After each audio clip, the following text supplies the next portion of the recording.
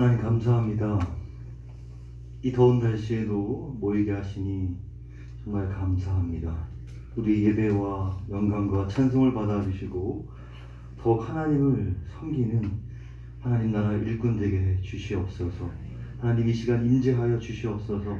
하나님 우리들의 이 강팍한 마음을 활짝 열어 주시며 이 말씀으로 인하여서 이 더위를 잘 견디며 또 아픈 일이 없게 하여 주시고 코로나로 인하여서 정말 생계가 막막한 이들의 그 마음도 시원하게 아버지 풀어주시고 이 세상에서 아버지 고통받는 영혼들이 주님을 아는 귀한 기회가 되게 인도하여 주시옵소서.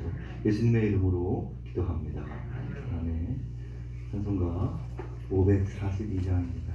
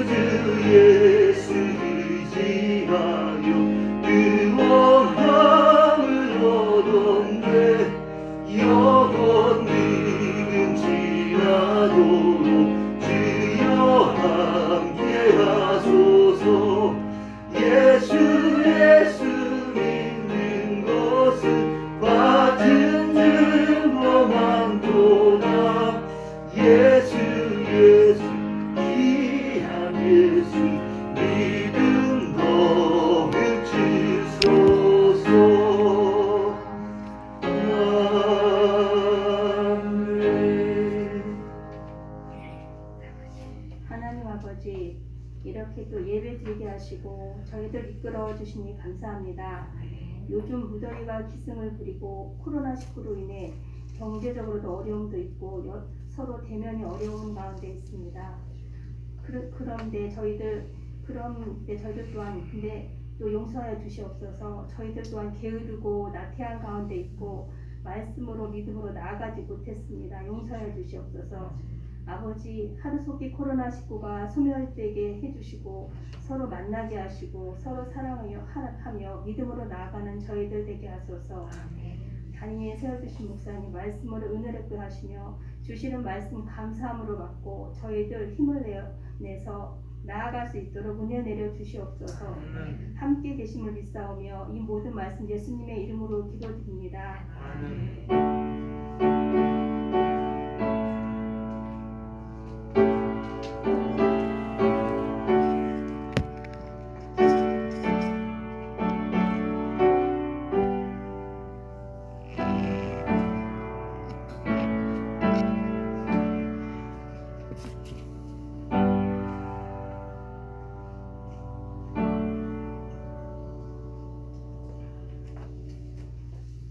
주시는 말씀은 사도행전 17장 31절 말씀과 요한복음 20장 31절 말씀입니다.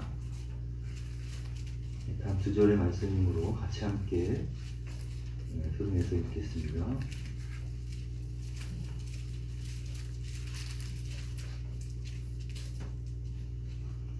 사도행전 17장 31절 말씀입니다. 시작. 이는 정하신 사람으로 하여금 천하를 공의로 심판할 날을 작정하시고 이에 그를 죽은 자 가운데서 다시 살리신 것으로 모든 사람에게 믿을 만한 증거를 주셨음이니라 하니라. 아멘. 요한복음 20장 31절 말씀입니다.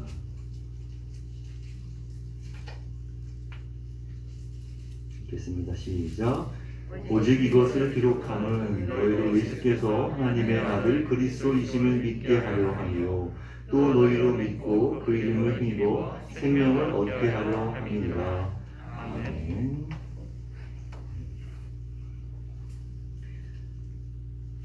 최근에 담임 목사님과 또 조중훈 목사님 그리고 또 우리 김한별 전도사님 통해서 믿음에 관해 말씀을 나눈 적이 있는데요. 잊어버릴 쯤 하여 다시 나누면 좋겠다 싶어서 말씀을 준비하였습니다. 성경에서 말하는 믿음이란 무엇일까요? 제가 4가지 보기를 드리겠습니다. 1. 지성이면 감천이라 간절히 믿으면 하늘도 감동한다는 믿음. 2. 인간은 나약한 존재라 무엇을 바라고 희망하고 기대하는 믿음. 3. 실제하지 않지만 있다고 가정하는 반복적인 체면의 믿음. 4. 마음 먹으면 뭐든지 가능하다고 여기는 적극적인 사고방식의 믿음. 어느 것일까요?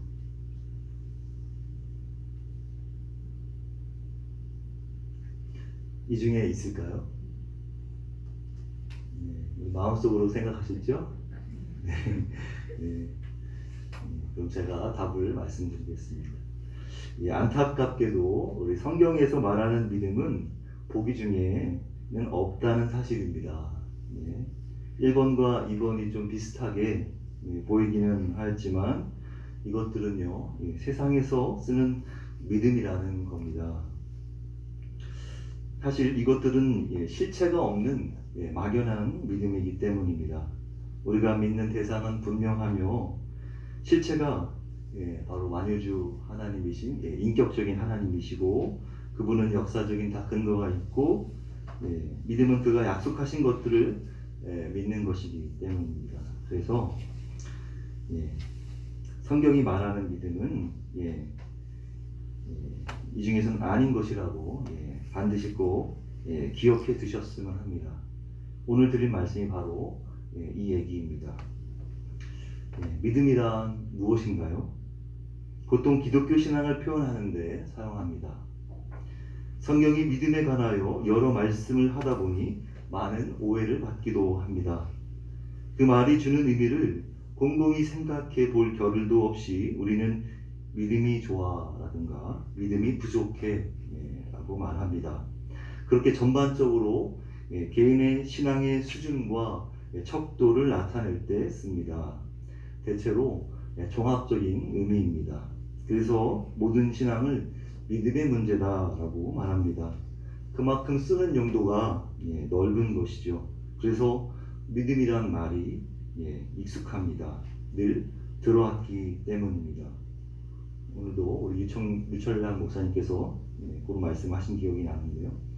하지만 익숙하다고 여기던 것이 의외로 잘 알고 있지 못하는 경우가 많습니다.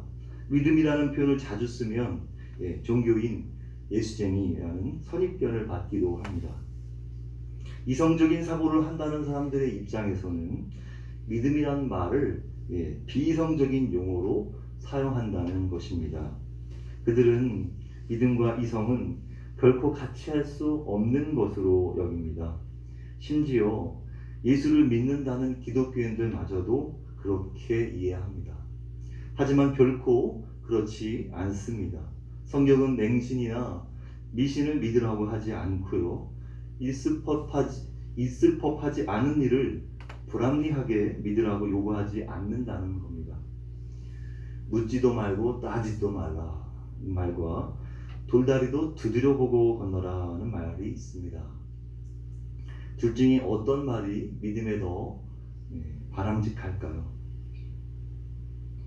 어떤 분은 믿음이 참 좋아서 의심 한 번 없이 하나님을 믿었다고 자랑합니다. 묻고 따지는 것은 믿음이 없는 것이라며 의심은 결코 신앙에 도움이 되지 않는다는 겁니다.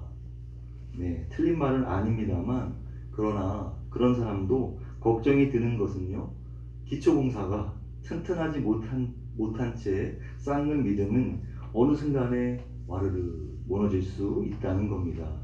그래서 신천지 교회나 다른 이단 교회에 가면 10년, 20년 교회 다니신 분들이 많은 거죠. 그래서 비록 믿음이 더딜지라도 의구심을 걷어내며 차곡차곡 돌다리 두드리며 밟아 나가는 것이 기초에 금이 가지 않고 믿음을 더 건강하게 만들 수 있습니다.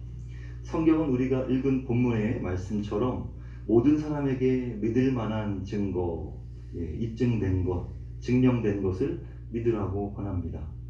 증거도 없이 입증된 것도 없이 믿으라고 하지 않습니다. 성경은 우리에게 수없이 많은 증거가 바로 여기 있으니 그곳으로 믿으라고 권하고 있는 것입니다. 구약의 많은 말씀들이 메시아가 오실 것을 예언했고요. 예수께서 태어나실 때는 하늘의 별이 나타나며 또 천사가 와서 알려주며 세례 요한을 뵌 친척 엘리사벳이 마리아에게 다가와서 태중의 예수를 내 주라고 고백하였습니다. 태어나실 때는 천군 천사가 찬양하였습니다. 예수께서 세례받으러 오실 때에는 사람들 앞에서 성령이 비둘기처럼 내려앉았고요. 하늘에서 하나님이 내 아들이라고 말씀하셨습니다. 예수께서는 요한복음 3장 11절에서 니고데모에게 우리는 아는 것을 말하고 본 것을 증언한다 라고 말씀하셨습니다. 요한복음 5장 36절 37절에서는 성령으로 인한 기적의 역사가 나를 증언하고 친히 아버지께서 자신을 증언하신다 라고 말씀하셨습니다. 성경은 예수의 부활을 본 이들을 사도행전 2장 32절에서 증인이라고 표현하고 있는데요. 이것은 법정에서 법적을 효력을 갖는 그 증인처럼 실체를 목격한 그 제자들의 증언으로 믿으라고 권하고 있는 것입니다. 성경은 우리에게 예수를 믿을 만한 합당한 증거가 넘쳐난다고 말씀하고 있습니다. 예수는 믿을 만한 증거에 의해서 그것을 보고 목격한 증인들의 증언에 의해서 믿는 것입니다. 요한일서 5장 9절입니다. 만일 우리가 사람들의 증언을 받을진대 하나님의 증거는 더욱 크도다. 하나님의 증거는 이것이니 그의 아들에 대하여 증언하신 것입니다. 믿음은 인간의 마음속 행위입니다. 우리는 믿음으로 구원을 받습니다. 그러나 우리가 알 것은 믿음이 우리를 구원하는 게 아니라는 겁니다. 이게 무슨 뚱딴지 같은 말일까요? 오해 말고 들으시길 빕니다. 구원의 능력이 내 믿음 자체에 있다고 믿으면 안 된다는 말입니다. 믿음은 나의 공로나 업적이나 보상이 아닙니다. 믿음이 하나님의 호의를 벌어들이는 것도 아닙니다. 하나님은 우리에게 구원을 제공하고 우리는 하나님께 믿음을 제공해서 성사되는 거래가 아니라는 것입니다. 내가 하나님의 구원 역사에 기여한 그 어떤 것도 존재하지 않습니다. 내가 믿는 그 믿음 자체가 무슨 큰 능력이나 효용이 있어서 구원을 받아내는 게 아니라는 겁니다. 우리의 믿음의 힘으로 구원이 주어지는 게 아니라는 겁니다. 모든 사람에게 값없이 또 차별 없이 주어지는 복음으로 인해서 하나님을 주로 모신 사람에게 전적인 은혜와 선물로서 우리는 구원을 받는 것입니다. 구원의 흐름은 주께 있습니다. 하나님 나라 입장은 주님이 하십니다. 그건 주님의 권한입니다. 따라서 주가 베푸시는 긍휼의 능력에 비하면 그리스도를 믿는 내 믿음은 아무것도 아닙니다. 하나님의 주권적인 은혜가 나에게 주어져서 믿게 된 것일 뿐입니다. 내 믿음은 하나님 나라를 보게 하는 유일한 열쇠지만, 그래서 꼭 필요한 것이지만, 그렇다고 해서 내 믿음이 구원을 베푸시는 그 하나님의 그 주권적인 은혜의 무게에 비할 바가 못 된다는 것입니다. 물론 믿음은 구원의 통로입니다. 내 마음에 생긴 믿음도 죽어가는 나를 위해서 베푸신 긍휼의 선물입니다. 나는 구원받기에 그 어떠한 자격이 있는 게 아닙니다. 여전히 자격 없는 존재입니다. 신이 없다고 믿는 사람들 가운데 우리는 신이 있다고 믿는 사람들이며, 그 믿음을 통하여 하나님을 경험하는 사람들입니다. 신이 없다고 하는 사람들은 신이 없다는 것을 입증했기 때문에 믿는 것이 아니라 신이 없다고 믿는 사람들입니다. 그래서 무신론자나 이신론자나 모두 믿음을 필요로 하는 건 매 한 가지입니다. 무신론자들도 무신론을 믿는다는 점에서 신앙인입니다. 하나님은 인간의 지혜로 다 이해되어져야지만 믿을 수 있는 게 아닙니다. 그렇다면 신이 아닌 거죠.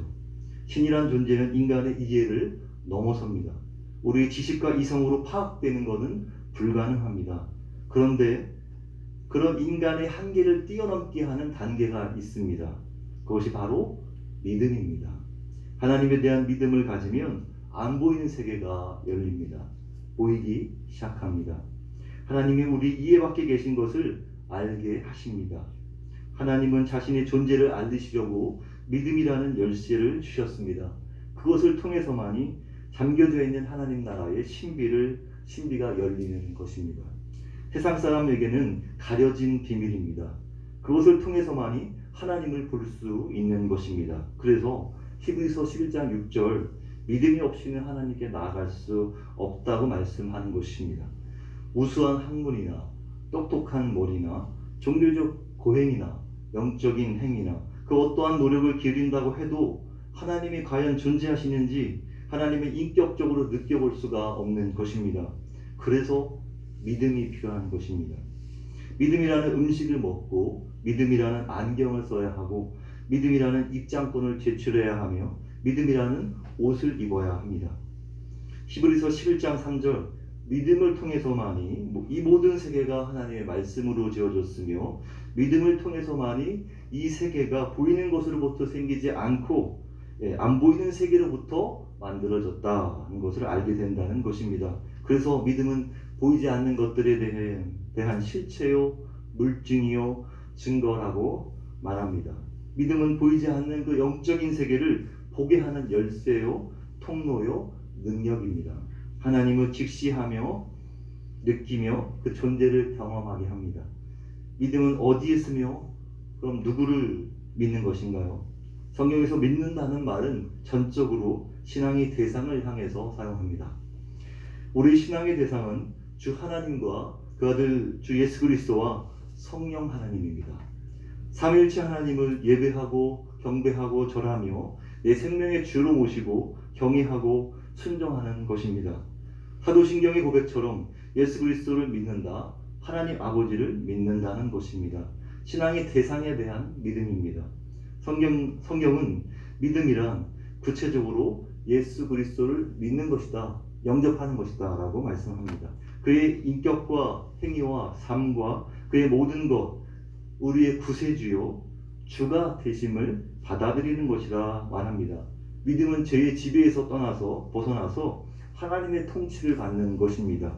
의롭게 사는 것입니다. 그래서 믿음은 근거가 진실에 있습니다.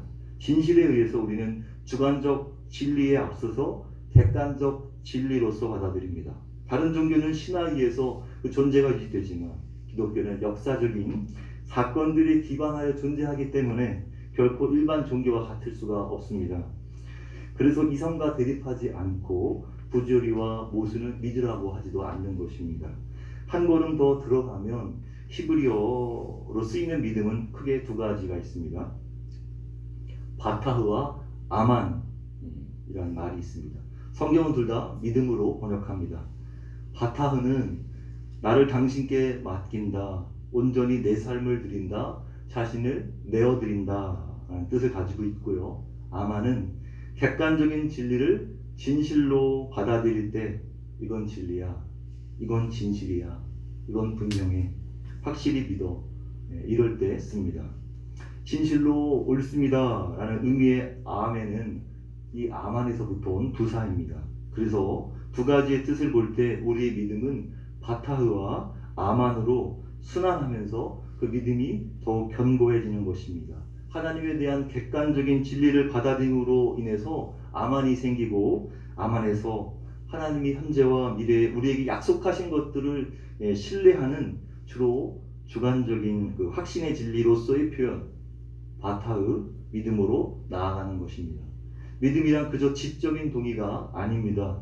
아 그래? 그럴 수도 있지. 그런가 보다.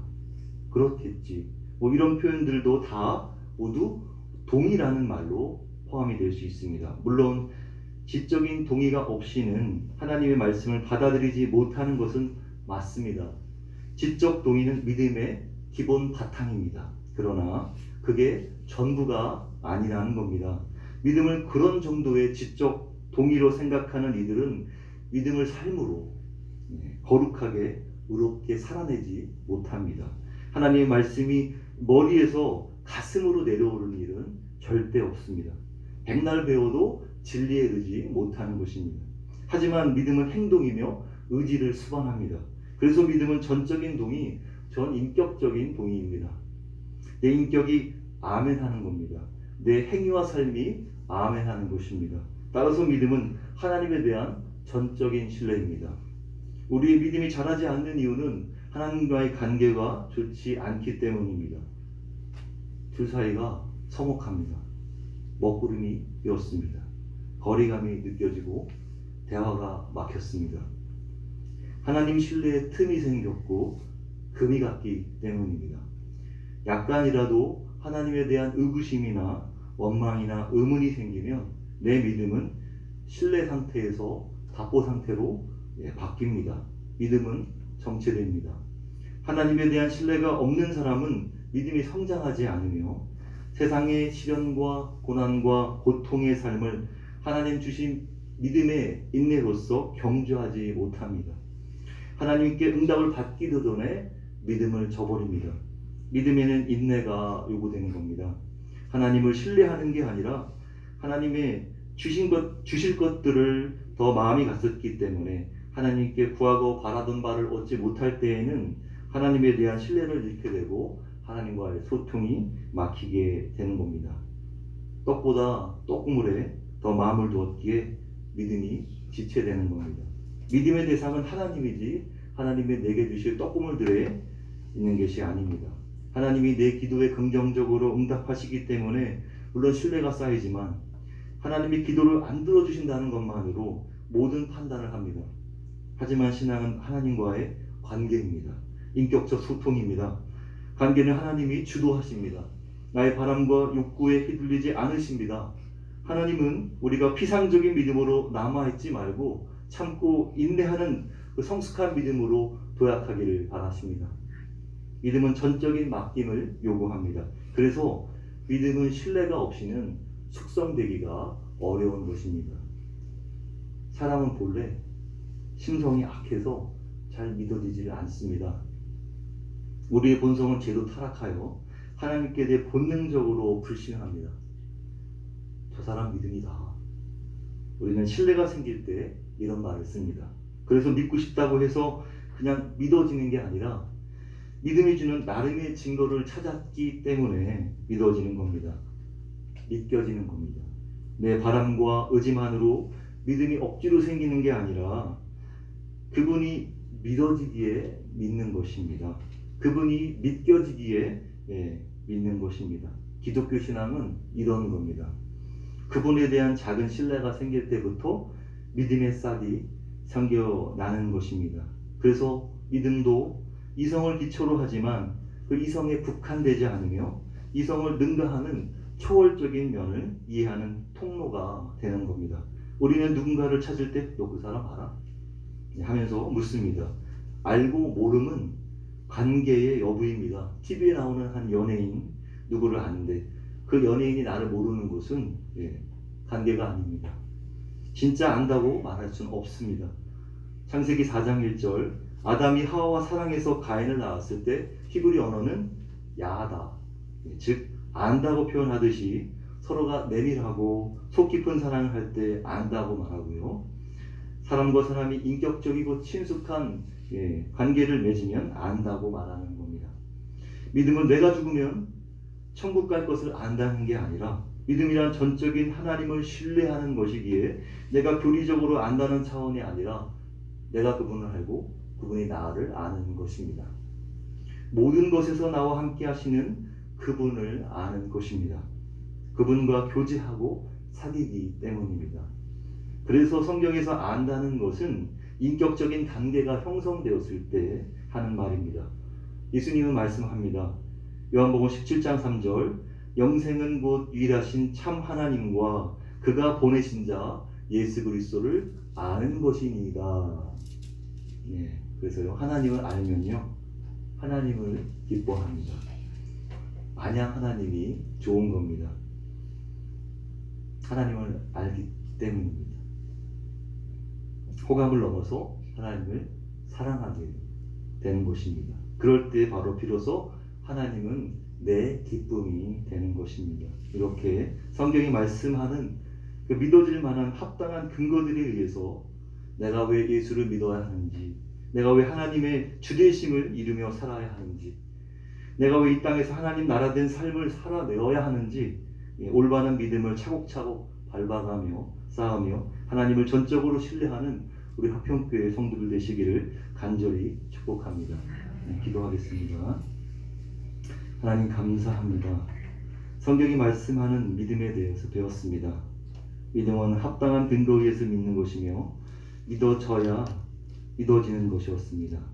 이 말씀으로 더욱 하나님을 향한 믿음이 자라며 커가며 깊어지는 계기가 되게 하여 주옵소서. 예수님의 이름으로 기도합니다. 아멘. 찬송가 543장.